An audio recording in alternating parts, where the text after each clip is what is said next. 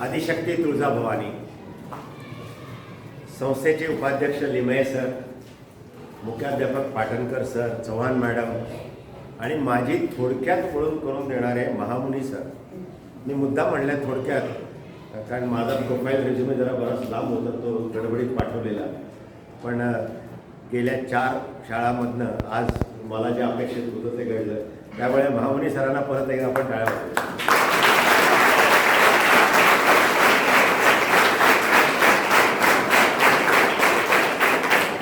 थोडीशी सुरुवात म्हणून, आणि आपल्या सगळ्या शैक्षणिक संस्थेमध्ये औपचारिकता आणि हे ओळख ही जरा लांबती असं माझं प्रामाणिक मत आहे. आत्ताच्या युगात लोकांना एवढा वेळ नाही.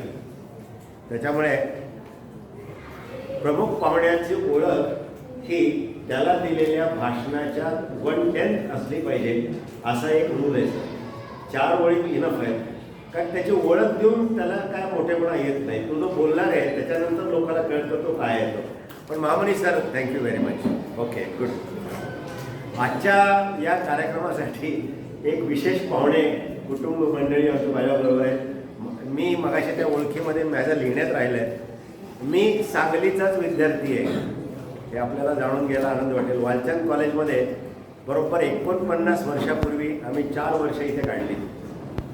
आणि माझ्याबरोबर माझे वर्गमित्र चिपळूणकर आणि वहिनी सारंगी आज मुद्दाम माझ्या बोलण्यात इथे आलेत. आता त्याच्यासमोर मला बोलायचं म्हणजे जरा थोडं बुजल्यासारखं वाटतंय, पण कारण आम्ही हेतुरेवत आहोत.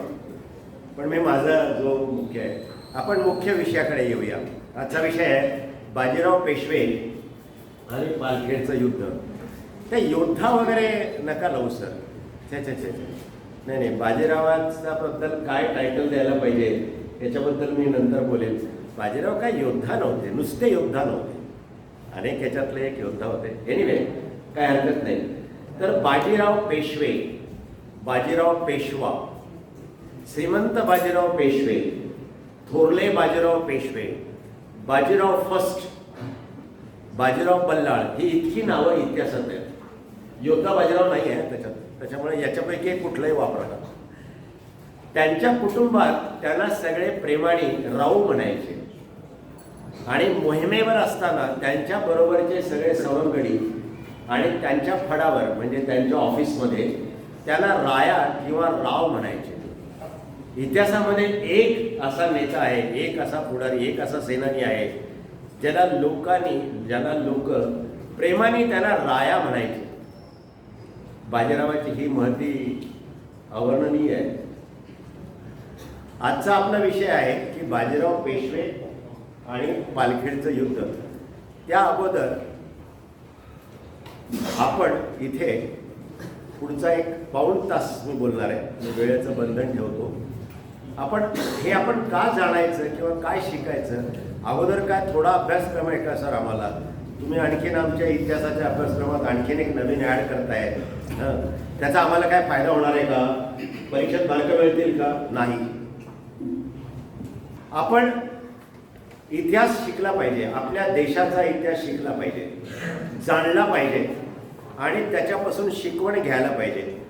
तर जगामधल्या काही नामवंत रणधुरंधर आणि मुत्सद्दी लोक जे होऊन गेले अलीकडच्या काळामध्ये, त्याच्यात विन्स्टन चर्चिल याचं नाव अधोरेखित करण्यात आलं आहे. विन्स्टन चर्चिल हे 2ऱ्या महायुद्धाचे यशाचे मानकरी ठरले. त्यांनी युद्ध झाल्यानंतर एक विधान केलं जे जगप्रसिद्ध आहे. ते विधान असं आहे की those who fail to learn from history are doomed to repeat it. So learn history. मराठीत आहे, जे इतिहासापासून शिकत नाहीत ते इतिहासाची पुनरावृत्ती करतात, म्हणून इतिहास शिका. मी नाही म्हणत, ते विन्स्टन चर्चिल याने जगदविख्यात वाक्य आहे त्यांचे. आता इतिहास शिका तुम्ही सांगता सर, आम्ही शिकतो की इतिहास, बरोबर आहे ना? तुमच्या सगळ्या पाठ्यक्रमामध्ये इतिहास आहेच. तुमच्या पाठ्यक्रमात जो इतिहास आहे तो काय असायला पाहिजे, कसा असायला पाहिजे, हा ते पाठ्यक्रम बनवणारी जी तज्ज्ञ मंडळी आहेत तो त्यांचा विषय आहे. तो बरोबर आहे की नाही, हा आजचा आपल्या विषय नाही आहे आणि हे व्यासपीठ पण नाही आहे. त्याच्याबद्दल वेगळ्या प्लॅटफॉर्मवरती लोक बोलते जातात. पण मी एक सांगतो की आपल्या देशामध्ये आत्तापर्यंत आपण इतिहासामध्ये केलेल्या चुका 3दा केल्या, परत परत केल्या, आणि त्यामुळे आज आपण हे सगळं भोगतोय. आता हे तुम्ही म्हणाल काय चुका केल्या आणि कधी केल्या. ओके, तर 6 नकाशे मी तुमच्या समोर दाखवते, जरा वरती धरा. भारत देश काय होता आणि गेल्या 2000 वर्षात आपला इतिहास काय झाला याचं तुमच्या समोर एक थोडक्यात मी सांगतो. इसवी सन पूर्व 2,500 200 ते 250 म्हणजे आजपासून 2200 वर्षापूर्वी अख्खा पूर्ण हिंदुस्थान हा मौर्य साम्राज्याच्या एक छत्री अंमलाखाली होता. पहिला नकाशा दिसतोय तुम्हाला. त्या काळी इसवी सन पूर्व 250-200 काळामध्ये भारताला जगामधलं नंदनवन म्हणून गणलं जायचं, सोने की चिडिया म्हणून त्याला संबोधलं जायचं, आणि जगामधला सर्वोत्कृष्ट समृद्ध संपन्न असा आपला देश होता. मग काय झालं? मग आपण चुका केल्या. पहिली चूक झाली की पुढच्या 1000 वर्षामध्ये एक छत्री मौर्य शालिवाहन वगैरे वगैरे, मग त्याचे छोटे छोटे राज्य झाले. प्रत्येक जण म्हणायला लागला माझं पण राज्य, आणि ही सगळी राज्य, छोटी छोटी राज्य आपसापसात भांडायला लागली. भारतामधल्या लोकांना आपसात भांडण्यामध्ये खूप रस आहे, आणि जेव्हा कधी वेळ येते तेव्हा आपण एकत्रितपणे लढू हा अभाव सुरू झाला.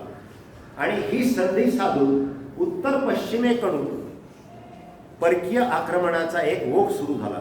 ते वाटच बघत होते. अलेक्झांडर आपल्या देशावरती चालून आला, सगळा जग त्यांनी पदाक्रांत केला, पण भारताच्या सीमेवरनं त्याला परत जायला लागलं. कारण त्या काळी पौरसच्या साली थोडे का होईना राजे एकत्रितपणे त्याला लढले.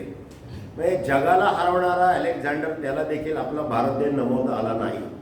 पण पुढे मात्र ते आपण सोडून दिलं, आपसापसात भांडत राहिलो, आपली ताकद कमी झाली. आणि जेव्हा परकीय आक्रमण आले तेव्हा मला काय करायचं, तू तुझं बघ.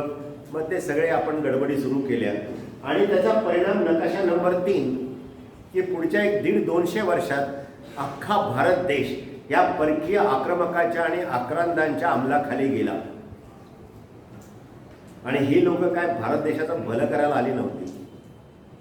अत्याचार आणि क्रूरता हा त्यांची स्ट्रॅटेजी होती, त्यांची नीती होती, आणि लूट हा त्याचा उद्देश होता.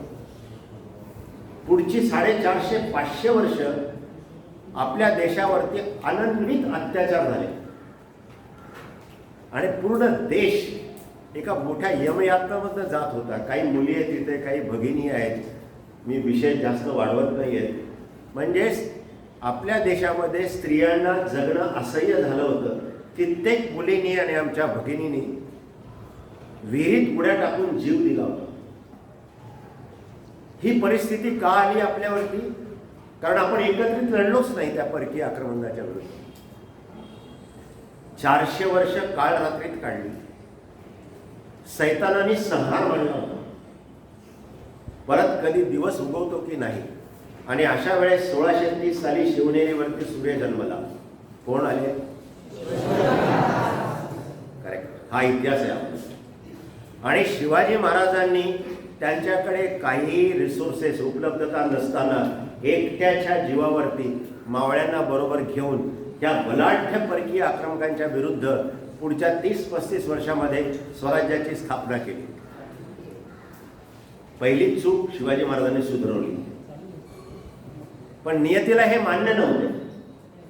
वयाच्या अवघ्या 50व्या वर्षी शिवाजी महाराजांचं निधन झालं. महाराज अजून 5 वर्ष जगते तर भारताचा इतिहास वेगळा झाला असता. पण आपलं दुर्भाग्य, महाराजांच्या नंतर मात्र थोडी वेगळीच प्रकरण निर्माण झालं. मुघल बादशाह औरंगजेब शिवाजी महाराज कधी मरतायत वाटच बघत होता. आणि शिवाजी महाराजांच्या मृत्यूनंतर प्रचंड दळभार, प्रचंड सेना, फौज, खजाना घेऊन तो स्वराज्य मिटवणं. स्वराज्य होतं किती? एवढं तर स्वराज्य होतं. म्हणजे तुम्ही जर बघितलं त्या नकाशामध्ये तर अख्ख्या भारत देशामध्ये एक इकडची पट्टी होती फक्त. म्हणजे सांगली सातारापासून अरबी समुद्रापर्यंत एवढं तर स्वराज्य होतं. खाली जिंजीपर्यंत एक भाग होता आपल्या ताब्यात. म्हणजे मुघलांच्या ताकदीने आपला देश 1/20 होता, स्वराज्य लिमिटेड ताकद होती. महाराजांच्या नंतर औरंगजेब महापाताळयंत्री आणि कलंत्री स्ट्रॅटेजिस्ट होता आणि तो पूर्ण उद्देश घेऊनच आला होता. त्यांनी यान केन प्रकारेने हळूहळू स्वराज्य बुडवत आणलं. पण स्वराज्य त्याला पुरतं बुडवता आलं नाही. प्रथम संभाजी महाराज आणि मग ताराबाईंच्या आधिपत्याखाली मराठे लढत राहिले. पुढे तर राजा नाही, नेता नाही, सेनापती नाही, पण तरी मराठे लढत राहिले. 27 वर्ष औरंगजेबाच्या बलाढ्यतेची लढत दिली, हार मानली नाही आम्ही. आणि मग शेवटी 1707 साली औरंगजेबाची कबर इथे औरंगाबादमध्येच गाडली. विषय लक्षात घ्या, मोगल सल्तनतीचा प्रमुख औरंगजेब बादशहाला मराठे हारले नाही, शेवटपर्यंत लढत राहिले. 1707 साली औरंगजेब मरण पावला आणि शिवाजी महाराजांनी स्वराज्याची लावलेली पोत सह्याद्रीच्या कानाकोपऱ्यात कुठे कुठे तेवत होती. औरंगजेबाच्या मृत्यूनंतर ती पोत परत उफाळून आली आणि मग शाहू महाराजांना त्यांनी पहिले सोडून आणलं. आणि मग शाहू महाराजांच्या छत्राखाली प्रथम बाळाजी विश्वनाथ आणि नंतर बाजीराव पेशवे ह्यांनी पूर्ण भारतभर मराठा साम्राज्याचा विस्तार केला. 250 साली आपण होतो, त्याच्या जवळपास बाजीरावांनी देश आपल्या मराठ्यांच्या अंमलाखाली आणला.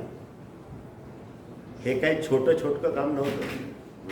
म्हणून बाजीराव, आणि हे बाजीरावाला त्याचं पूर्ण श्रेय द्यायला पाहिजे.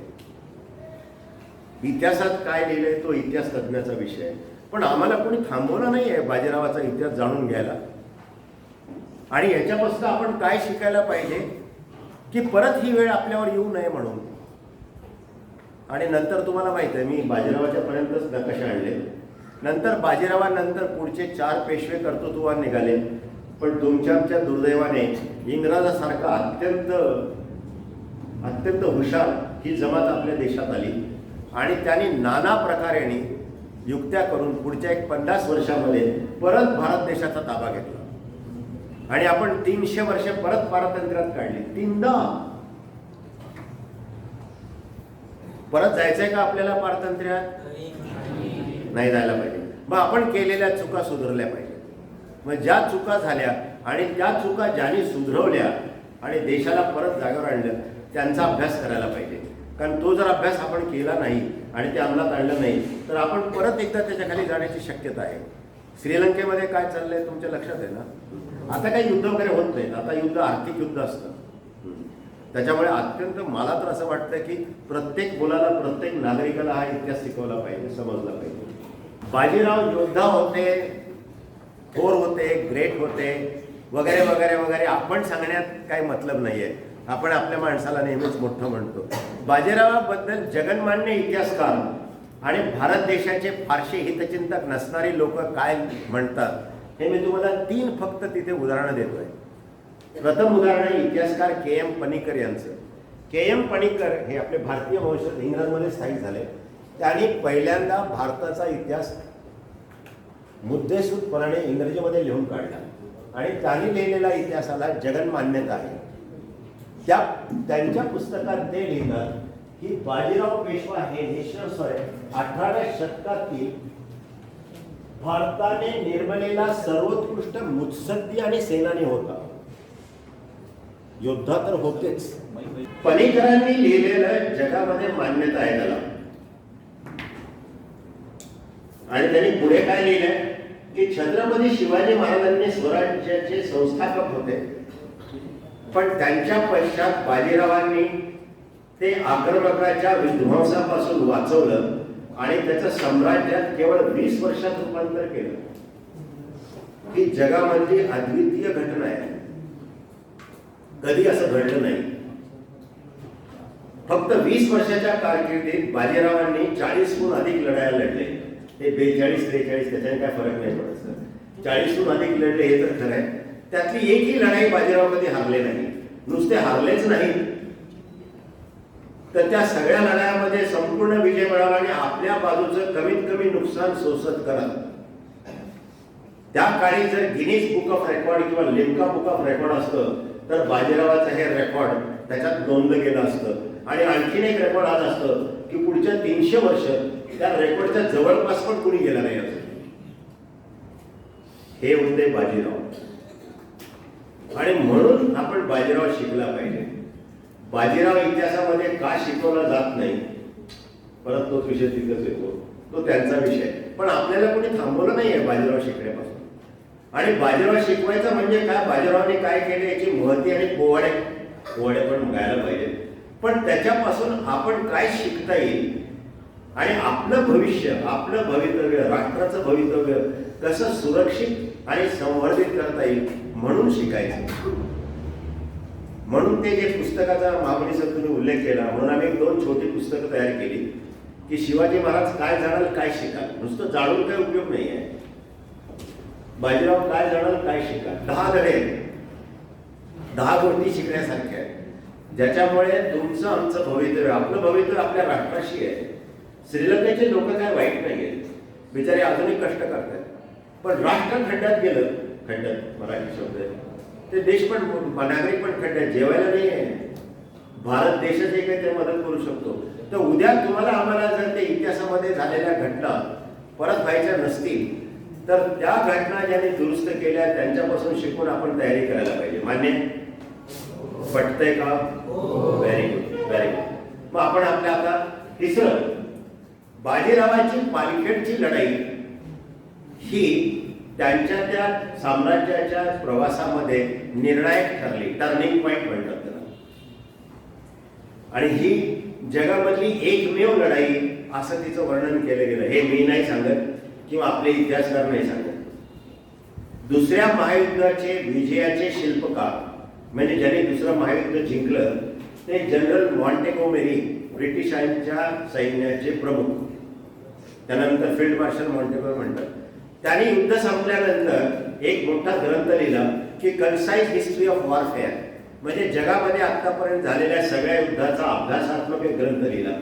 आणि त्या ग्रंथामध्ये त्यांना बाजीराव आणि पालखेडचं युद्ध याचा आवर्जून अंतर्भाव करायला लागला.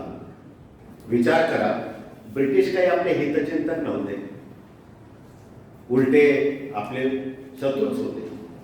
पण त्या शत्रू राष्ट्राच्या एका आर्मी चीफनी, त्यांच्या सैन्याच्या प्रमुखांनी बाजीरावाबद्दल एक पूर्ण धडा लिहिलाय. त्यांनी भारतापासून 8 ते 10,000 किलोमीटर दूर एक इंग्रज माणूस जो कधी भारतात आला नव्हता, 300 वर्षानंतर तो बाजीरावाच्या बद्दल लिहितो की पालखेडचे 1727 ते 28 ज्या बाजीरावाने निजामुल मुल्क या मुघल सरदाराचा जो पाडाव केला ते आतापर्यंतच्या युद्धामध्ये सामरिक गतिशीलतेचा उत्कृष्ट नमुना आहे, त्याला पॅरलल नाही.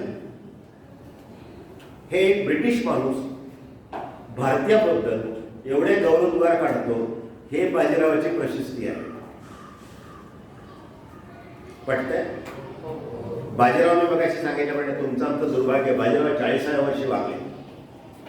नियती कधी कधी आपल्या बाजूने नाही. भारताला ते बरेच वरदान आहेत, त्यातला हा एक थोडा शाप आहे असं मी मानतो. तर बाजीराव आणखीन 10 वर्ष जर जगते, शिवाजी महाराज 5 वर्ष आणि बाजीराव फक्त 10 वर्ष जगते, तर आपला देश परत नंदनवन होण्याची खूप मोठी शक्यता होती. झाला असतं की नाही मला माहिती नाही, कारण ते जर त्याच्या गोष्टी आहेत. पण नियतीला ते मान्य नव्हते आणि बाजीराव 40व्या वर्षी वारले. बाजीरावाच्या इतिहासावरनं आणि त्यांच्या त्या मृत्यूसंबंधी एक आणखीन थोर इतिहासकार यदुनाथ सरकार, जे भारतीय होते, ज्यांनी पहिल्यांदा मराठ्याचा इतिहास अभ्यासावरनं 6 वर्ष सगळं अभ्यास करून मुद्देसूद इतिहास लिहिला, ज्याला जगन्मान्यता आहे. आणि तो इतिहासची त्याची मान्यता बघून ब्रिटिश सरकारने त्यांना सर ही पदवी दिली होती. आणि बंगाली लोक काही आपले हितचिंतक आणि मित्र नाही आहेत, ते तर उलटे आपले दुश्मनच आहेत. कारण आपण मराठ्यांनी त्या बंगाली लोकांना इतक्यांदा ठोकलंय की ते जरा आपल्या विरुद्धच बोलतात. पण त्या यदुनाथ सरकारला सुद्धा बाजीरावाची प्रशस्ती करावी लागलीच, कारण ते निस्संदेह ते व्यक्तिमत्व इतकं थोर होतं. यदुनाथ सरकार लिहितात बाजीरावाबद्दल, बघा एक दोन वाक्यात बाजीराव पूर्ण इतिहास आहे. तुम्हाला माहित आहे 20व्या वर्षी पेशवे झाले, 40व्या वर्षी वारले. फक्त 20 वर्षाचंच कारकीर्द होती. 20 वर्ष क्षणाची उसंत न घेता केलेली कार्य व अख्ख्या हिंदुस्थानभर केलेली अविश्रांत घोडदौड यामुळेच हिंदुस्थानात शिवाजीनंतर जन्मलेल्या एका विलक्षण कृतिशील महामानवाचा अकाली अंत झाला. कोण होते बाजीराव? शिवाजी महाराज होतेच, पण त्यांच्यानंतर जन्मलेल्या केवळ क्षणाची उसंत नाही, 20 वर्ष बाजीराव वर्षातले 9 महिने घोड्यावर असायचे, 2-3 महिने पावसाळ्यात. ॲव्हरेज जर केलं तर त्यांनी 80% आयुष्य आपल्या स्वाऱ्यामध्ये आणि घोड्यावर घालवलं. असा माणूस 40 वर्षापेक्षा जास्त जगणं शक्यच नाही सर. आपल्याला घरापासून इथं चालत यायला म्हणलं तर सायकल लागते, थोडे घरची सोबत असेल तर मग जरा मोटरसायकल, स्कूटर, 2 व्हीलर्स आपण किती कम्फर्टमध्ये जगतो. एनिवे, तर अशा ह्या पालखेड युद्धाबद्दल आपण थोडक्यात जाणून घेऊया. पालखेड युद्धाबद्दल मॉन्टेगोमेरीने लिहिलेलं वाक्य तुमच्या लक्षात आलंय. मग आता मी जर तुमच्यापैकी विचारलं की पालखेड कुठे आहे माहीत आहे का, कोण हात करून सांगेल? विद्यार्थी, पालखेड हे कुठे आहे? अंदाज करा. महाराष्ट्रात तर आहे, भारतात आहे, महाराष्ट्रात आहे, सांगली जिल्ह्यात आहे का? मग कुठं असेल बरं? बाजीराव अकाली गेले हे आपलं दुर्भाग्य, पण बाजीरावबद्दल माहिती नसणे, पालखेडबद्दल माहिती नसणे आणि त्याची जाण नसणे हे आपलं दुर्दैव आणि करंटेपण आहे. एवढा थोर माणूस, एवढा प्रचंड महामानव आपल्याला माहितीच नाही आहे, कारण आपल्या इतिहासात तो शिकवला जात नाही. पण आपल्याला कोणी थांबवलं नाही आहे ते शिकण्यापासून. तर पालखेड हे पुणे किंवा नगर आणि औरंगाबाद, नगर औरंगाबाद माहिती किंवा पुणे औरंगाबाद, नगर औरंगाबादच्या मध्ये साधारणपणे 70 ते 80 किलोमीटर उजवी म्हणजे उत्तरेकडे एक छोटंसं गाव आहे. फार इंटरेस्टिंग आहे ती लोकेशन आणि ते पालखेड. तर परत कधी तुम्हाला लक्षात आलं तर गुगलवरती, मॅपवरती लासूर म्हणून पहिले शोधा, कारण पालखेडचा त्यात उल्लेखच नाही आहे. आणि ती पालखेडला काय लढाई झाली याच्याबद्दल आपण लगेच बोलू. तर हे नकाशा आहे माझ्यासमोर. त्या पालखेडच्या लढाईच्या अगोदर थोडंसं आपण हिस्ट्री जाणून घ्या, म्हणजे मग आपल्या लक्षात येईल. बाजीराव 1720 साली पेशवे झाले, वयाच्या अवघ्या 20व्या वर्षी. पहिली 5-7 वर्ष त्यांनी अभ्यास करण्यात आणि जरा जमवण्यात घालवली. लगेच पेशवे झाले की लगेच घोड्यावर बसून पळायला नाही लागले. आणि मग सगळी तयारी झाली असताना मग शाहू महाराजांच्या परवानगीने, बाजीराव राजे नव्हते, बाजीराव पेशवा होते, शाहूच्या संमतीविना त्यांनी एकही मोहीम किंवा एकही निर्णय घेतला नाही. अत्यंत शिस्तबद्ध सैनिक होते ते. शाहू महाराजांच्या परवानगीवर स्वराज्याचा विस्तार करायचा म्हणून त्यांनी दख्खनीची मोहीम आखली आणि मग ते कर्नाटकामध्ये गेले. त्यावेळेस निजामाचा सर्वात बलाढ्य सेनानी सुभेदार दख्खनचा निजाम उल मुल्क होता. म्हणजे मोगलापेक्षा तो जास्त ताकदवर होता आणि त्याची राजधानी औरंगाबादेत होती. त्यांनी बघितलं की बाजीराव तर आता तिकडे गेलाय, ते स्वराज्य काय एवढंसं तर होतं ते. मग त्यांनी स्वराज्य गिळून टाकायची अशी एक मोठी योजना आखली. जे औरंगजेबाला जमलं नाही ते मी करून दाखवतो, असा त्याचा तो डाव होता. आणि याची कुणकुण आपल्याला लागलीच. शाहू महाराज आणि सातारा दरबारमध्ये सगळी गडबड झाली. बापरे, आता तो निजाम आला तर आपल्याला सगळ्यांना खलास करणार. पहिले त्यांनी काय केलं असतं तर सगळ्यांना बाजीरावची आठवण झाली. दरबारामध्ये जवळजवळ 2 डझन तरी सरदार होते आपले, पण त्याला मी माझ्या भाषेत सगळे पोशाखी सरदार आणि गप्पिष्ट लोक होते. एकाची छाती झाली नाही, काय हरकत नाही सर, मी लढतो निजामाशी. छे गप्पा कोण मारणार तिथे. पहिलं झालं की बाजीरावला बोलवा पाहिजे. बाजीरावला ती मोहीम आडवड सोडून मे 1727 साली बाजीराव परत आले तोपर्यंत निजामाने कोल्हापूरकर शिवाजीराजे, कारण की 2 पात्या झाल्या ना आपल्या, एक सातारा आणि एक कोल्हापूर, त्याला निजामाने वेगवेगळ्या युक्त्या वापरून आपल्या बाजूने करून घेतलं. काही मराठ्यामधले काही सरदार फोडले आणि एक मोठी सेना घेऊन धारूरवरनं ते पुणे प्रांती त्यांनी ते पाठवले. प्रोजेक्टर चालू झाला नाही ते मात्र ते शटर खाली घातलं. थांबा, इकडे दिसत नाही मला अजून. ते चालू होईल.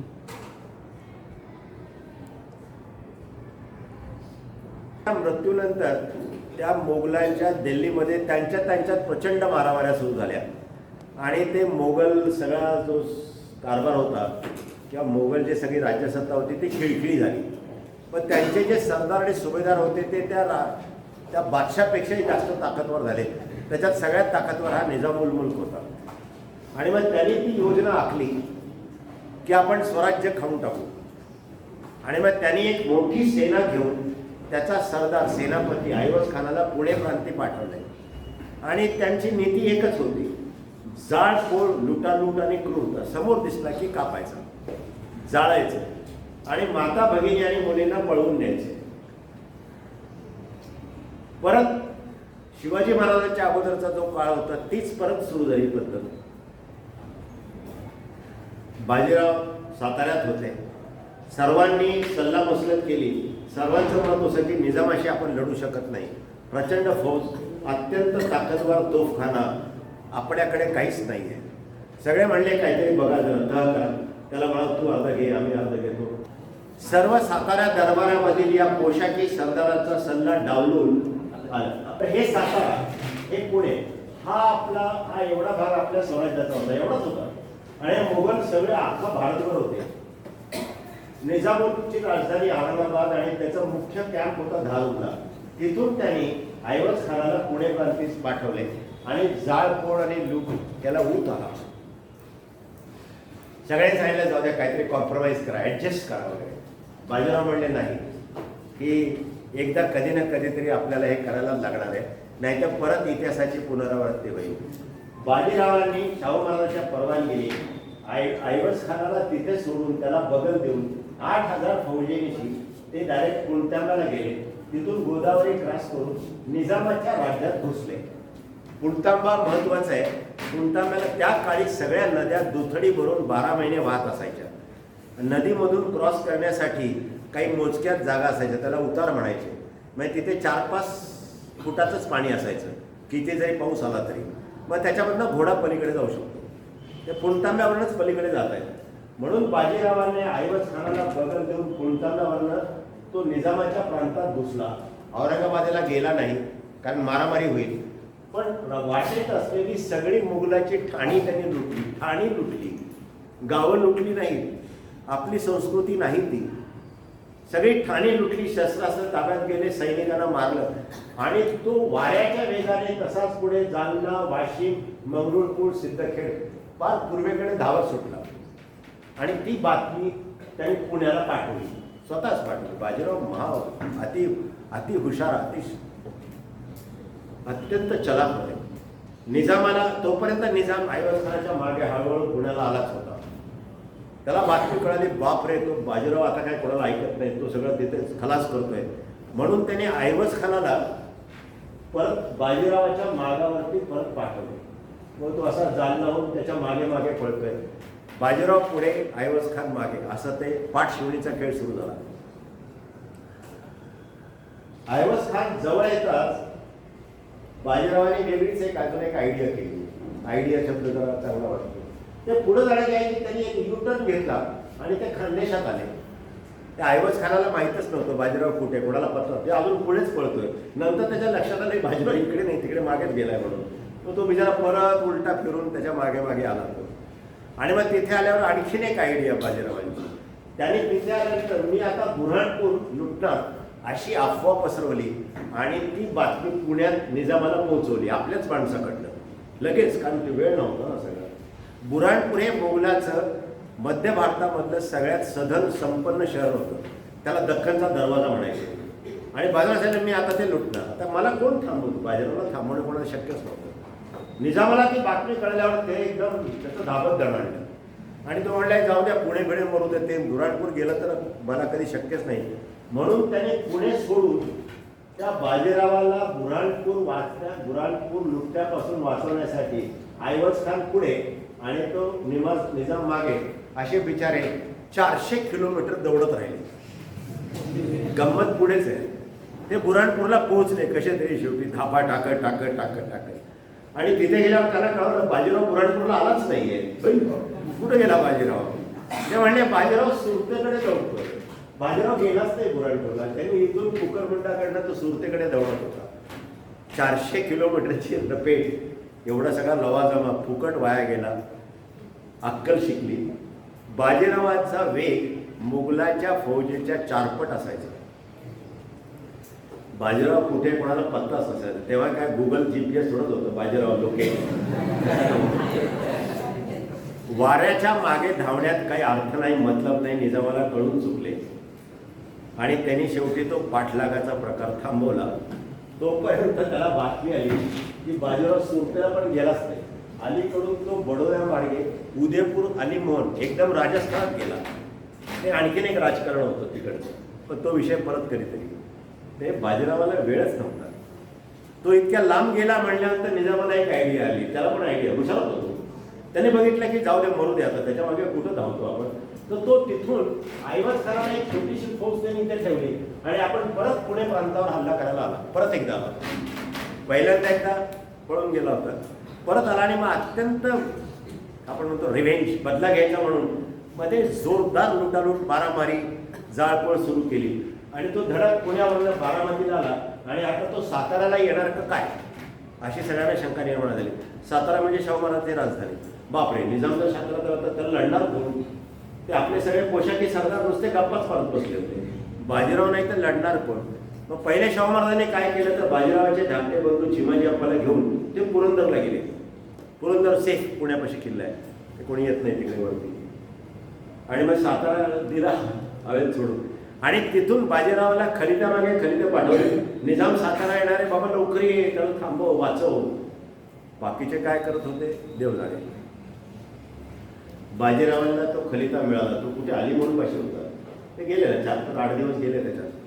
बाजीरावाला खलिता मिळाला, त्याच्या लक्षात आलं की अरे बाप आहे, डाव काहीतरी वेगळाच आहे निजामाचा आणि त्याला ताबडतोब त्याला अटकाव केला पाहिजे, नाही तर गडबड होईल सगळी. आणि मग त्या अलीमोहनच्या तिथल्या मुक्कामापासून बाजीराव फक्त 5 दिवस, 550 किलोमीटर अंतर, 5 दिवस मध्ये सगळा सातपुडा पर्वत, डोंगर, दर्या, जंगल, नद्या ओलांडत बाजीरावांनी 5 दिवसामध्ये 550 किलोमीटर अंतर पार करून तो बेटाबादला. निजामाला अजून पत्ताच नव्हता.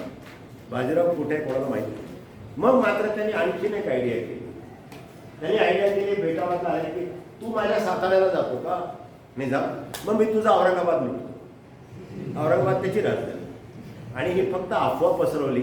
2 माणसं पुण्याला पाठवली लगेच स्पीडनी आणि त्यांनी निजामाला हळूच ते वेश बदलून बाबा सगळं करत ते निजामाला सांगितलं. निजामाचं परत धाबं झालं आणि तो म्हणला माझी राजधानी वाचवायला पाहिजे, माझा कुटुंब कमीला. त्याचं सगळी फॅमिली तिकडे होती ना, आणि तुम्हाला माहिती आहे ना या सगळ्या बादशांच्या फॅमिल्या फार मोठ्या असतात सगळ्या. आपला कुटुंब कमीला वाचवला पाहिजे म्हणून निजामाने परत पुणे प्रांतामधनं माघार घेतली.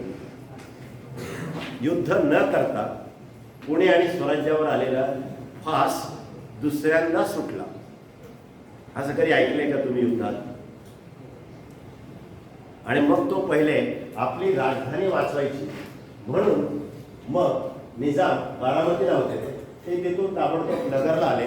आपल्याबरोबरचे तोफखाना, जड वस्तू, लटांबरं सगळी बाजूला ठेवली आणि 15,000ची खडी फौज घेऊन तो परत कुलतांगावरनं बाजीरावाला इथं कुठेतरी गाठू आपण म्हणून त्वरेने निघाला.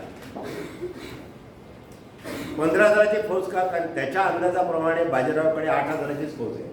मग तो 8,000 आपण डबल सहज मारू अशा गुरमीत तो निघाला. कुलतांगाला त्यांनी नदी क्रॉस केली आणि पुढे मोठी गंमत झाली. आता पहिले आपण पालखेड युद्धाची जरा भौगोलिक रचना बघू. फार इंटरेस्टिंग आहे स्टोरी. हा निजाम नगरवरनं कुलतांगाला आला आणि पुंटांब्याला नदी क्रॉस करून तो म्हणला की मी पालखेडच्या इथे मध्ये कुठेतरी हा बाजीराव येत होता इकडून आणि हा औरंगाबादला जाणार डॉट आहे म्हणून त्याला इथे कुठेतरी गाठलं असं ते स्पीड मॅच करून त्यांनी कॅल्क्युलेशन करून तो पुढे त्वरेने गोदावरी क्रॉस केली त्यांनी. या लढाईची जी भूमी आहे युद्धभूमी याची एक खासियत आहे. पुणतांब्यापासून पालखेडपर्यंत 28 किलोमीटर एवढ्या लांबीत पाण्याचा एकही स्तोत्र नाही. स्तोत्र म्हणजे पाण्याचा सोर्स नाही. त्या अख्ख्या भागात कुठेही नदी नाही, तलाव नाही, तळ्यात सोडून द्या, तलाव नाही, काही नाही. हे बाजीरावाला माहीत होतं. अख्खा भाग सगळा घोडदळ केलेला आणि त्याने बरोबर ओळखलं की आता मी निजामाला कसा तरी आयडिया करून त्याला या भागात आणतो आणि योजनेप्रमाणे निजाम पुणतांबा क्रॉस करून 15,000 सेना, 15,000 घोडे, 2-4 हजार नौकर सेवक वगैरे घेऊन पुणतांबा क्रॉस करून तो पुढे आला. युद्धाचे कसे रचना निजाम पुणतांबा सोडून पुढे आला की त्याच्या मागे होळकराची भली मोठी फौज उभारली. परत येणे स्टॉप, चान्सच नाही. त्याच्या पुढे गेल्यावर लक्षात आलं पाणीच नाही आहे. पहिले एक दिवस थोडं होतं पाणी, पण विचार करा 15-18 हजार लोक, 15,000 घोडे, प्रत्येकी 1 लिटर जरी म्हणलं तरी 20 टँकर्स पाणी पाहिजे सर रोज. कुठून येणार 20 टँकर पाणी? त्याच्याकडे त्या पखालीमध्ये फार तर फार 1-1.5 लिटर पाणी असायचं. पाणी नाही, पाणी नाही, पाणी शोधत शोधत शोधत सगळे ते पळत पळत कुठेतरी पुढे गेले आहे. म्हणजे आहे पाणी, पुढे पालखेडला पाणी आहे. तिथे जातात तर बाजीरावच पुढे उभा होता. बाजीराव सैन्याच्या पुढे उभा असायचा घोड्यावरती. बाजीराव बघितलं तर कसेच परत आले पळून. बाजीरावला समोर जातो कोण? राहू द्या म्हणले, पाणी मेलो तर मेलो. ते परत येऊन त्यांनी निजामाला सांगितलं की उधर है पाणी, पण उधर बाजीराव खडा आहे. हो बापरे, आता पाणी नाही, मागे जाता येत नाही का? त्याची 15,000 होळकरांची 20,000 सेना उभी होती, तलवारी उभ्या केली. आणि मग बाजीरावांनी पुढची आयडिया केली. मग त्यांनी आपले अजून 4 सरदार, इंद्रजित कदम, दावोजी सूर्यवंशी, पिलाजी पवार आणि बाजी भिवराव, या आपल्या 4 सरदारांना प्रत्येकी अंदाजे 5,000 फौज घेऊन असं एक पूर्ण गोल कडं रचलं त्याच्यावरती. म्हणजे त्याचे 15,000 आणि बाजीरावाचे 40,000 सैनिक उभे होते. म्हणजे एकमेकाला खेटून उभे होते त्याच्यात तलवार. पुढे काय टाकतोय, पाऊल पुढे टाकलं तर तिथूनच कापू, तलवार फेकून. निजामाने बघितलं, बाप रे म्हणलं, कुठे अडकलो मी. सर्व योजने बरोबर चालू होता. पाणी नाही, रसद नाही, खाण्यापिण्याला यायला लागतं ना, फ्रेश घोड्याला चाला लागतो. बाहेरून मदत येण्याची सुतराम शक्यता नाही. पूर्ण कडच केलं, चक्रव्यूहच केला होता. 3-4 दिवस कसे बसे काढले. अर्धे घोडे पाण्याविना मेले, माणसं मरायला लागली. निजामाने ओळखलं आता जर मी लढत राहिलो तर सर्वनाश अटळ आहे. अत्यंत घमेंडखोर, गुर्मी, माजखोर निजाम शेवटी दोन्ही हाताला पांढरा रुमाल बांधून गुडघ्यावरती चालत चालत चालत पुढे आला की मला जीवदान द्या. काय ॲक्च्युली घडलं आपल्याला काय पिक्चर नाही येतो, पण त्यांनी शरणागती मागितली. आमची संस्कृती आहे, शरण आलेल्या शत्रूला आम्ही मारत नाही. बाजीरावाने सांगितलं तुला मी सोडतो. तो म्हणला म्हणजे मला पाणी द्या. पाणी पण देतो म्हणले, पण माझ्या अटी मान्य करा. ते म्हणले तुम्ही अटी द्या, मी अगोदर सही करतो खाली. ब्लँक चेक साईन करून दिले त्यांना 20. आणि मग बाजीरावांनी त्याच्या सेनेला पाणी आणि धर्मवाट दिली. पुढे तो मुंगी चौकाला शेर झाला वगैरे वगैरे. स्वराज्यावरती आलेल्या एवढ्या मोठ्या संकटाचा बाजीरावांनी लिलया सामना केला आणि निजामासारख्या भल्या मोठ्या सरदाराला 4 मुंड्यात चित केले. हे जगामधलं एकमेव उदाहरण आहे. रक्ताचा थेंब न सांडता, थोडं सांडलं असेल इकडे तिकडे, पण आपल्या बाजूचं कमीत कमी नुकसान रेकॉर्ड नाही आपल्याकडे, पण एक अंदाज आहे काही इतिहासकारांचा. बाजीरावांच्या या सगळ्या युद्धामध्ये 3 का 5 लोक फक्त मेले. ते पण काहीतरी गडबड झाली म्हणून, नाहीतर प्रत्येक सैनिक परत आला पुण्याला. हे एवढं मोठं कार्य बाजीरावांनी केलं. आणि मगाशी मी सांगितल्याप्रमाणे हा इतिहासामध्ये आपल्या टर्निंग पॉईंट होता. आणि पुढे बाजीरावांनी, मी तुम्हाला सांगितलं, पुढे मग साम्राज्याचा विस्तार करत पूर्ण अटकेपर्यंत आपलं साम्राज्य बसवलं. हे बाजीराव आणि ही पालखेडची लढाई चांगलं वाटतं नाही का, गंमत आहे. पण आता तुमच्या लक्षात आली पालखेडची लढाई. पण ही लढाई झाली, चांगलं झालं, very good Bajirao, thank you very much वगैरे. एक अभिनंदन पत्र पाठवून द्यायचं का बाजीराव? नाही. तर या लढाईमध्ये आणि या बाजीरावाच्या कारकिर्दीमधनं आपल्याला काय शिकता येईल? ज्या चुका आपल्या पूर्वजांनी केल्या त्या आपण परत करायला नको. म्हणून 5 गोष्टी मी तुम्हाला सांगणार आणि मी थांबणार आहे. तर तुम्हाला ज्यांना शक्य होईल ते लिहा, शक्य नसेल तर लिहिण्याची गरज नाही. 5 गोष्टी आहेत डोक्यात आल्या पाहिजेत, नंतर गेल्यावर लिहा. सर नेक्स्ट नाही. इतिहास पुस्तक जाणून उपयोग नाही, इतिहासापासून शिकलं पाहिजे. नाहीतर आपण परत पुनरावृत्ती करू. परत आपले जे पडोशी देश आहेत ते काय आपल्या टाळ्या नाही वाजवत आपल्यासाठी. 5 गोष्टी शिकल्या पाहिजेत. पहिली गोष्ट, अनुकूल परिस्थिती असेल तरच लढा, तोपर्यंत थांबा. गडबड करायची नाही. निजामाला का चाललोच मी त्याच्या अंगावर, नाही मार खाल्ला असता. बाजीरावांनी अजिबात गडबड केली नाही. अनुकूल परिस्थिती, अभ्यास केली, तयारी केली आणि त्याला बरोबर पालखेडला ओढला. अफजल खानाला शिवाजी महाराजांनी जसा जावळीत आणला त्याची पुनरावृत्ती बाजीरावांनी केली आणि मग त्याला ठोकलं. तुम्ही कधी सायकलवरनं किंवा गाडीतनं जाताना कोणाला धक्का लागला तर लगेच भांडायला जाऊ नका. पहिले बघा त्याला धक्का लागलाय तो आपल्यापेक्षा स्ट्रॉंग आहे का, मग मागे वळा, नाही तर मार खा. आणि आपल्यापेक्षा वीक असेल तर लगेच मारामारी नका करू. त्याला पहिले बघा त्याला लागलाय का. अनुकूल परिस्थितीत लढा. दुसरं, रात्र ही झोपण्यासाठी थोडीच असते. हे वाक्य बाजीरावांचं आहे. बाजीराव जेव्हा त्या बेटाबादवरनं अलीमोहनवरनं बेटाबादला येत होते, रात्रंदिवस दौडत होते. ते असेच दौडत होते पुढे पण. तर त्यांचे धाकटे बंधू चिमाजी अप्पाला त्यांच्या प्रकृतीची खूप काळजी होती. त्याने एका पत्रात लिहिलं, राऊत रात्री थोडी विश्रांती घेत झाले. त्यांनी उलटपत्री पत्र पाठवलं.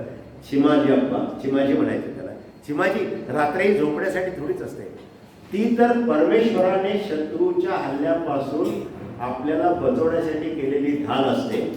आणि शत्रू जेव्हा झोपलेला असतो, बेसावत असतो, तेव्हा तयारी करण्यासाठी दिलेली वेळ असते. आणि सायंटिफिकली आता सिद्ध झालंय की तुम्ही 5 दिवस जरी झोपला नाही तरी तुम्ही मरत नाही. प्रयोग नका करू उद्यापासून, आपल्याला शक्यच नाही. पण जेव्हा आपल्याला प्रसंग येईल, जेव्हा आपल्यावरती प्रसंग येईल, परीक्षा आहे, परीक्षेच्या आदल्या दिवशी जाऊ नका. नाही तर परीक्षेत येतात आणि तिथं पेपर लिहितात तर झोपतात. काय झालं रे सर, रात्रभर अभ्यास करत असतो. That's not correct. तयारी करण्यासाठी वेळ रात्रही झोपण्यासाठी नसते, काढून टाका डोक्यात. तिसरी, हार मानू नका कधी.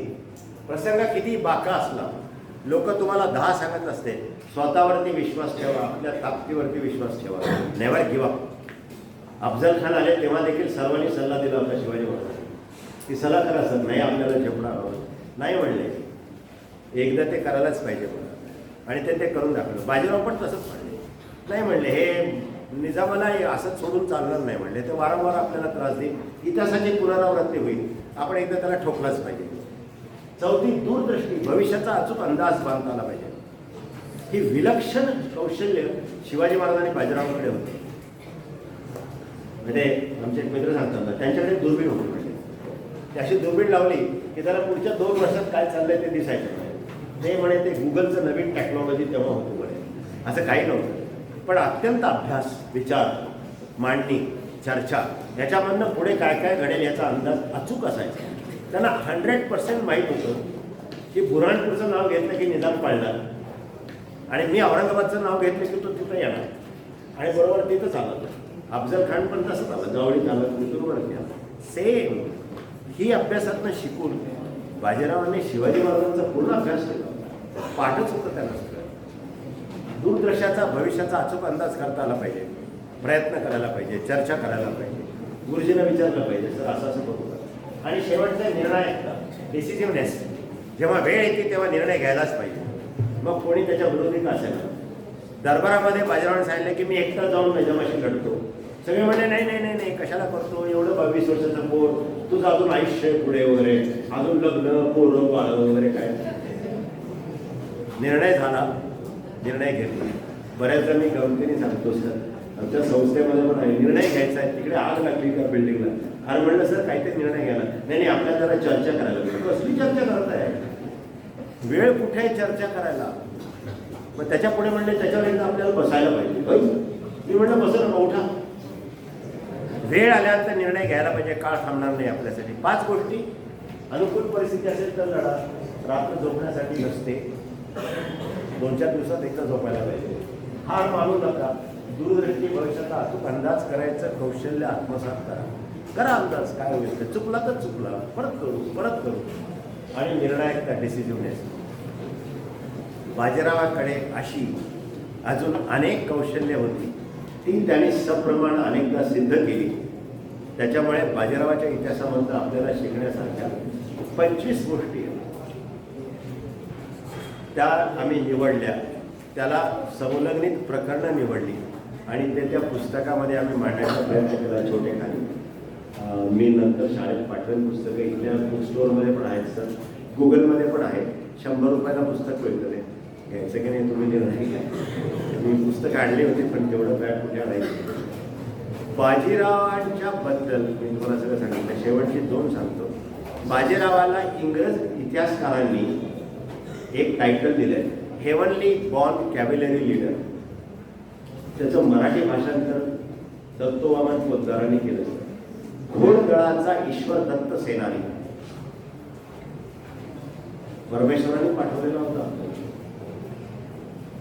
आणि शेवटचे ग्रँड डफ म्हणून आणखीन एक इंग्रज इतिहासकार होते. आपले इतिहासकार जरा थोडे कधी जरा चष्मा लावायला लागेल आपल्याला किंवा फिल्टर मारायला लागेल. ब्रिटिश फार मुद्देसूद इतिहास द्यायचे. आपले क्रिटिक होते ते, आपले हितचिंतक नव्हते. त्यांनी लिहिलंय ग्रँड डफनी मराठा हिस्ट्रीमध्ये की Bajirao had both head to think and hand to execute. नुसते आयडियावर उपयोग नाही, कृतीत पण करता आली पाहिजे. ते कृतीत उतरवता आले पाहिजे. हे जर जमलं तर मग आयुष्यात यश मिळतं. मला वाटतं मी इथे थांबतो. तो धन्यवाद परत एकदा.